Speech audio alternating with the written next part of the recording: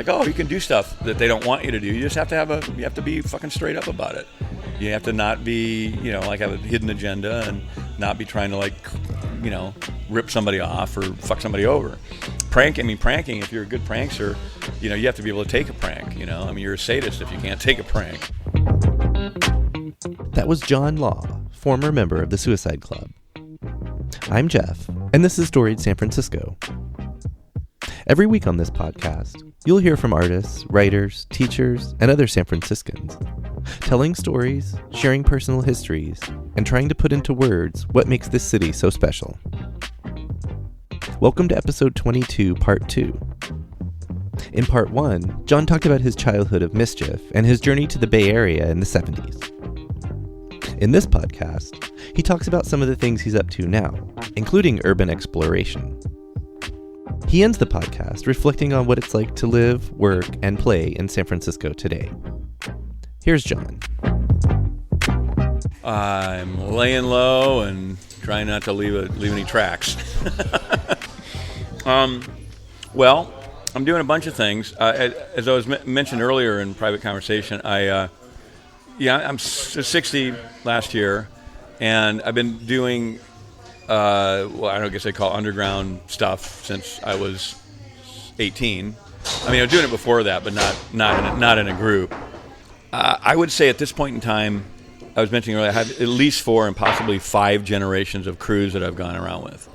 So the first crews that I hung out with were when I was 18 and 19 and when I joined the Suicide Club. And most people in that group were, I'd say the average age was 26. So they were a lot older than me. I was doing events almost immediately, and I could grow a mustache so people thought I was older, but I was a kid. I was just a fucking teenager. But I picked up the whole event organizing and event facilitating thing really quickly. I was very good. I just had a natural inclination for it. And I was kind of fearless physically, which probably dangerous, but in a sense I think I encouraged some people to push themselves physically.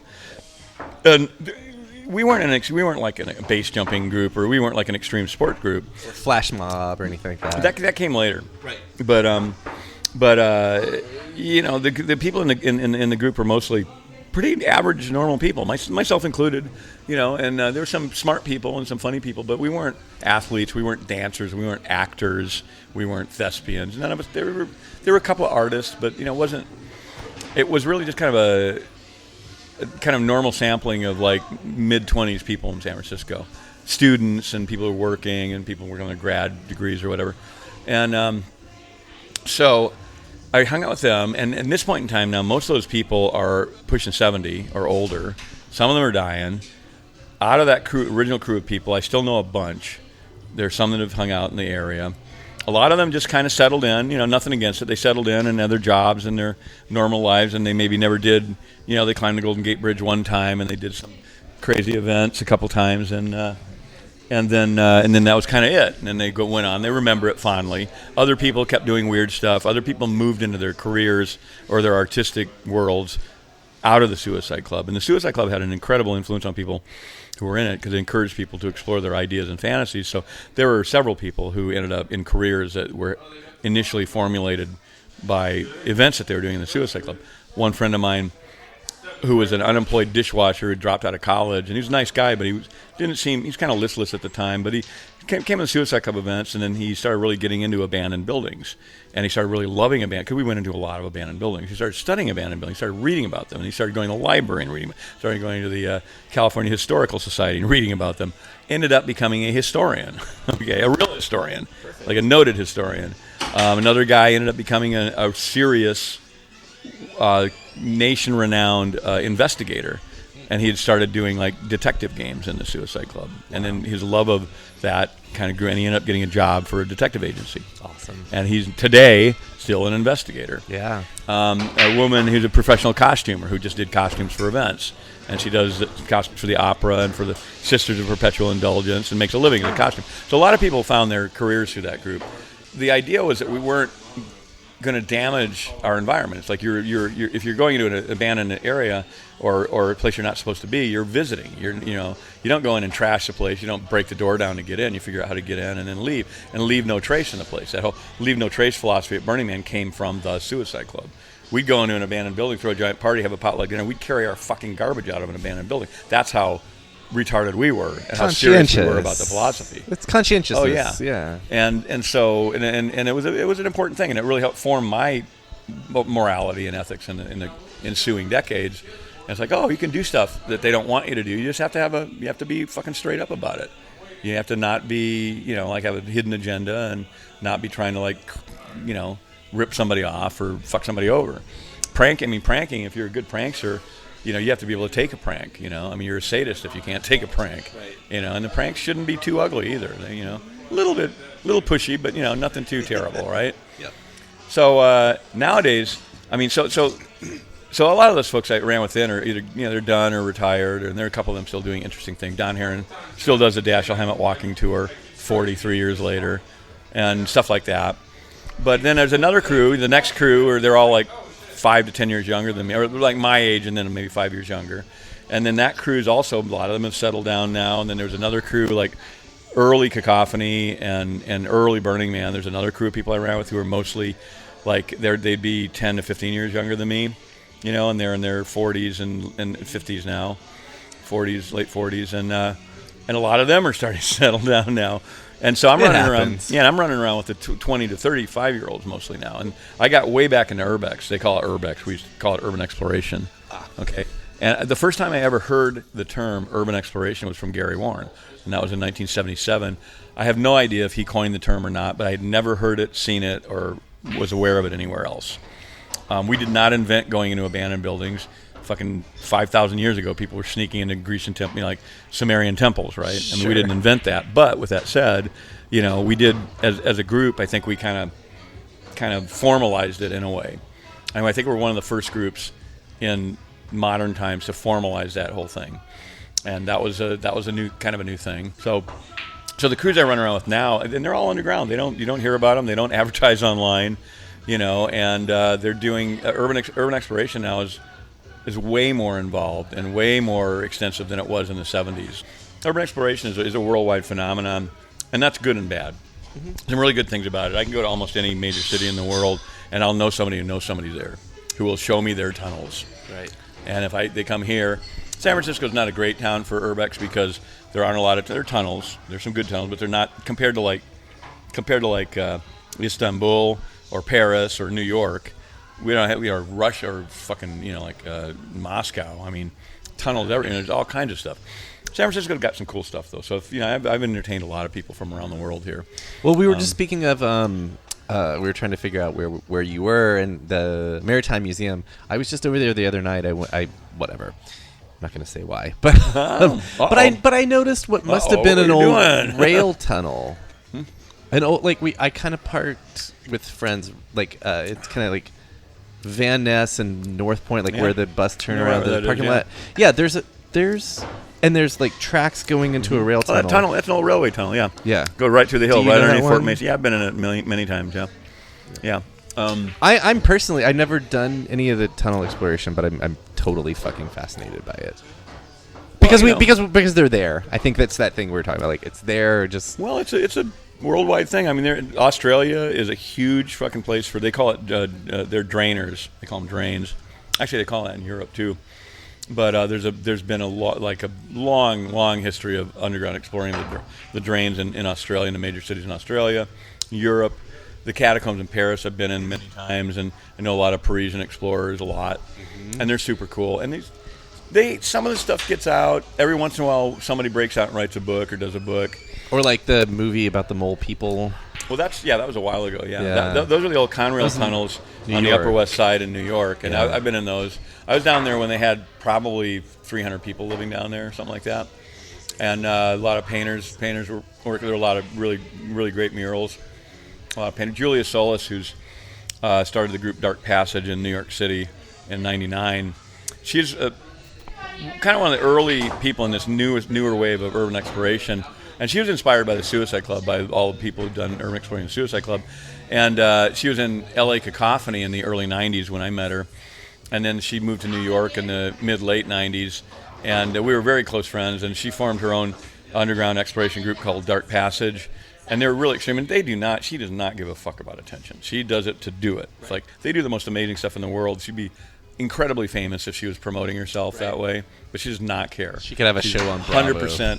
100% like into the aesthetics of doing it.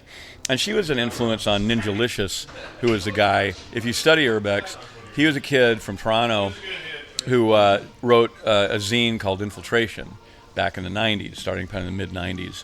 And it became one pre-internet, when everybody was hooked up on the internet. It became a zine, if you remember the zine scene. I was going to say zines were kind of the last thing before the internet. Right? Yeah, they were starting to lapse before that, but it was still going. And Infiltration was the underground exploration scene, and so people subscribed to it all over the world. And so he was kind of one of the main central kind of figures who helped promote the idea of like how to do it right, the ethics of underground exploration. And Julia had a big influence on him.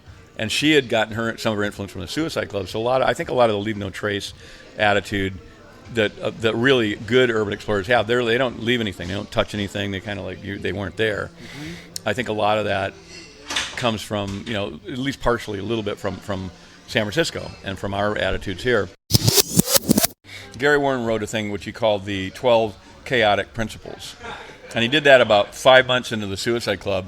And each of the chaotic principles was based on some event that we did that blew up in our face for different reasons. And it's like, well, don't do this because then this will happen. And, the Leave No Trace was part of, it was like, it wasn't literally Leave No Trace, but that was one of the dictums. And it wasn't like he sent it out in the Suicide Club newsletter and everybody had to do it. Right. That wasn't the plan. I mean, Suicide Club was not a dictatorial group. It was a loose-knit anarchist group in its essence, in that anybody could be a member, anybody could do an event, and the editorship of the newsletter, which was a paper newsletter that mailed out once a month, it rotated, and everyone was expected, so no one controlled that. The mailing list and the little bit of money that people paid for the newsletter, which is maybe $100 a month or less, probably $50 a month. We had a treasurer, and that rotated every 4 months, so nobody controlled it. The people who started it kind of let go of it. The individual events that people did, you had to do what the event organizer said, or else you couldn't come on their event. You had to agree. The whole thing was about agreement. You get together in a group of people. We're going to do something we're not supposed to do. It's illegal, right? We don't think it's immoral, but it is illegal. You can get in trouble for it. You have to understand that you can get in trouble for it. You have to agree that you're choosing yourself. We're not making you do it. To do this thing and to like trespass or sneak into a building or whatever, you have to agree to that as an adult. And if you don't, then don't come, and it's fine. No hard feelings. We understand. And there's on the newsletter events, there's a little catchphrase that said ID required. If it said ID required, that meant that it was an illegal event. That's all you needed to know.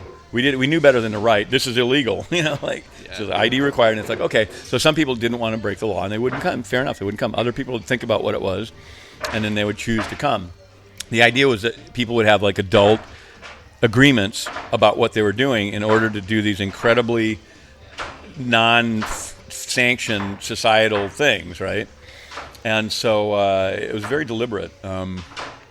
And thoughtful, Is San Francisco still a good place for urban exploration? Sure. It's, I don't want to compare it. I mean, new construction's never been better, So climbing new high-rises, they're all over the fucking place. I mean, there are millions of them, and that's something that's a big urbex thing to do. It's not what my about favorite.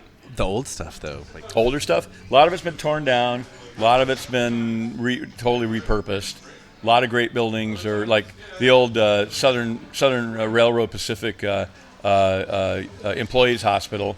You know where the DMV is on Oak Street? Right across the street was a giant hospital, Harkness Hospital. It was abandoned in the 70s, and it was this giant, creepy, weird, colonial, like building. It takes up a whole block. Had a power plant, had everything. Had guard dogs, right?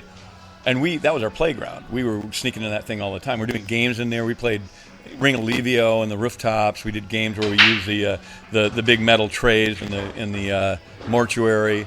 We did events in the operating theaters. Okay, amazing. And when we first started going in there in '77, they had this guard dog, and it was a really scary looking giant black Rottweiler, right? And he'd bark at us, and there were like 20 of us. So we kind of like, okay, he'll be afraid of us. So the dog, we literally climbed over the fence, went in, and the dog backed up, because there were 20 of us, right? Wouldn't attack us. By the time that we left that night, the dog was coming over. We were feeding it and petting him. We kept going. We were going in the building constantly for the next several months. The dog became our pet. And when we showed up, he'd be sitting there like jumping up and down and like, like come on, here you are. And we named him Archie. And so the guard dog was our pal.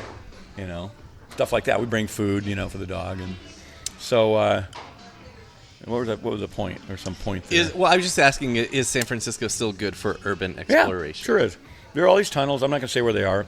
There's a bunch of tunnels, new construction. It's risky. I do not sanction or encourage anybody to do this.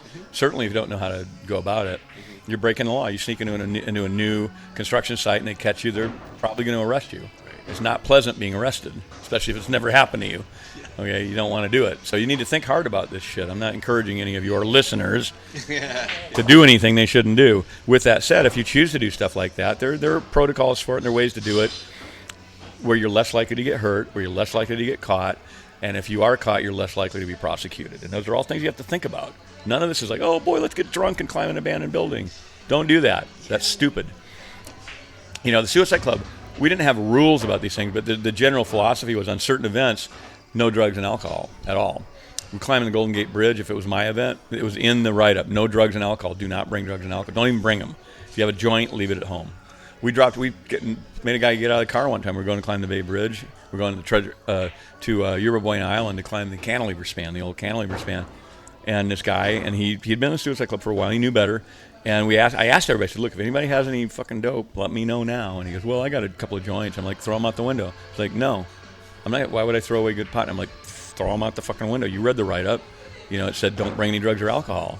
And I'm not a moralist about it. I partied plenty, but he wouldn't do it. And I said, you get out of my car. I'm going to leave you here on the street corner, on Mission and Embarcadero or wherever we were. And I made him get out of the car. And because you got 10 people, they're all going to take the hit. At that time, having a couple joints would get you in jail. If the cops are looking for a reason to arrest you, you don't want to get. It's the rule of two. If you're doing one stupid thing, don't do two stupid things. You're already breaking the law and trespassing. Don't do a second stupid thing.